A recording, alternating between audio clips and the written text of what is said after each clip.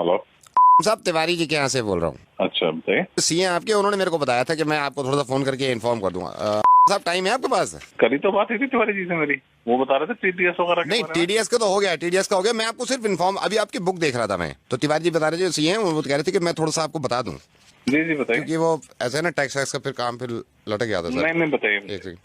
30% tax ये तो पे कर दिया सर हमने आपका, ठीक है सर। अच्छा, जी जी। 10% टीडीएस भी आपका, तिवारी जी ने कहा था टीडीएस। हाँ तो ये तो पता ही है, मेरे को बता दिया था उन्होंने। इसके दो ना फायदे बता रहा था इसको मैं आपके। तो सर 30% जो टैक्स कटा है आपका, क्योंकि सर आपका स्लैब जो है वो 12 लाख से ऊपर है, तो 30% टैक्स कटने का फायदा ये है सर, कम से कम कल को इनकम टैक्स का डंडा तो नहीं होगा। और जो सही है, ये 10% टीडीएस भी आपने इसलिए काटा कि कल को आपको कोई प्रॉब्लम ना हो, ठीक है। है ना। तो सर ये दो फायदे हो गए, मतलब इनकम टैक्स के डंडे से बच गए, दूसरा ये टीडीएस के भी डंडे से बच गए। क्या कहना चाह रहे हो? ये तो मुझे ही पता है। नहीं, मैं नहीं, कम से कम इस जिम्मेदारी से बच गए ना। क्या कह रहे हो यार? सर मैं ये कह रहा हूँ, ये देने के बाद आपके ऊपर से जिम्मेदारी हट गई, आप कल को पागल है कि एक ही बात 30% को पकड़ लिया तूने?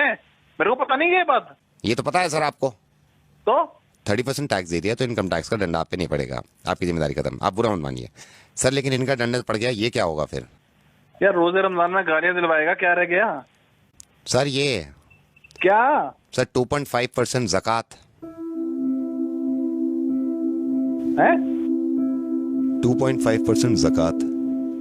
साहब मैं माजरत चाहूंगा कि रोजे में मैं आपको ज्यादा बुलवा रहा हूँ, लेकिन ये 30% टैक्स दे दिया आपने, जो कि बहुत अच्छी बात है, क्योंकि एक उसूल है हिंदुस्तान का कि आप अगर 12 लाख से ज्यादा कमाते हैं तो 30% टैक्स देंगे, और देने के बाद मुतमईन हो जाते हैं इस बात से कि अब कोई जिम्मेदारी आपकी नहीं है, ना ही किसी चीज की पेनल्टी पड़ेगी।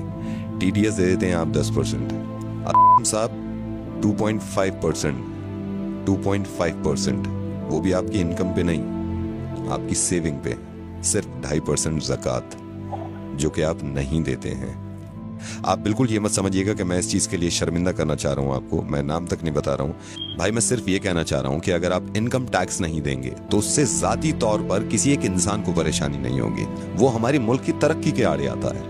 लेकिन अगर ज़कात नहीं देंगे, वो भी सिर्फ 2.5%, कोई ना कोई तो अल्लाह ताला ने आप में ये बात देखी होगी, सलाहियत देखी होगी कि ये एक ऐसा बंदा है मेरा जिसको मैं इतना दूं, इतना नवाजूं, और अल्लाह ताला को पूरी उम्मीद होगी देने से पहले कि ये इंशाल्लाह उस पैसे में से ज़कात निकालेगा और उन लोगों की मदद करेगा जो मुस्तहिक हैं, जो परेशान हैं, और ख़ास तौर से इस महीने में, जिस महीने में ज़्यादा से ज़्यादा निकालना चाहिए। मैं माफ़ी चाहूँगा सबसे पहले कि मैं इस तरह आपको फ़ोन कर रहा हूँ।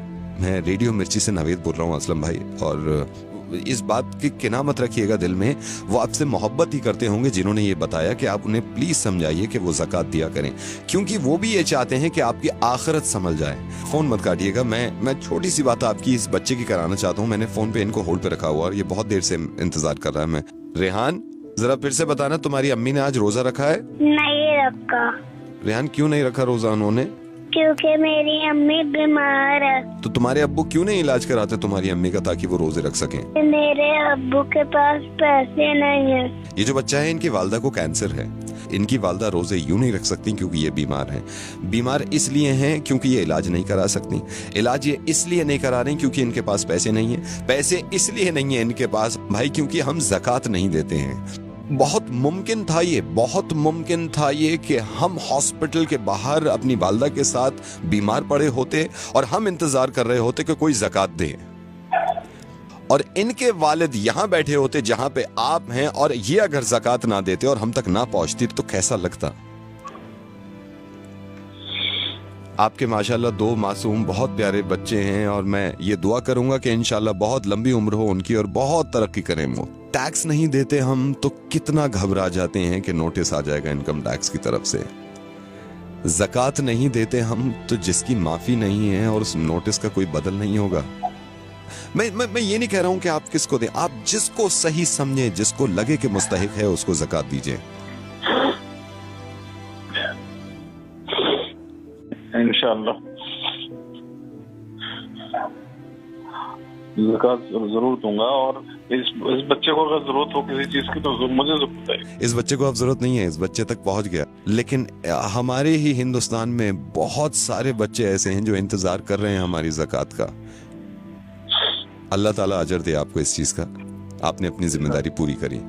एक जिम्मेदारी आपकी बन जाती है। ये जो आपने सुना है इस चीज को दूसरों तक पहुंचाइएगा और यकीन मानिए इस बात का कि इतने अच्छे कौम में लोग हैं, उनके दिल इतने अच्छे हैं, कहीं ना कहीं वो या तो भूल जाते हैं या थोड़ा सा मिसगाइड हो जाते हैं। इंशाल्लाह जरूर लोग एक दूसरे की मदद करेंगे और ज़कात निकालेंगे। मैं इंशाल्लाह फिर आपसे बात करूंगा। अल्लाह हाफिज।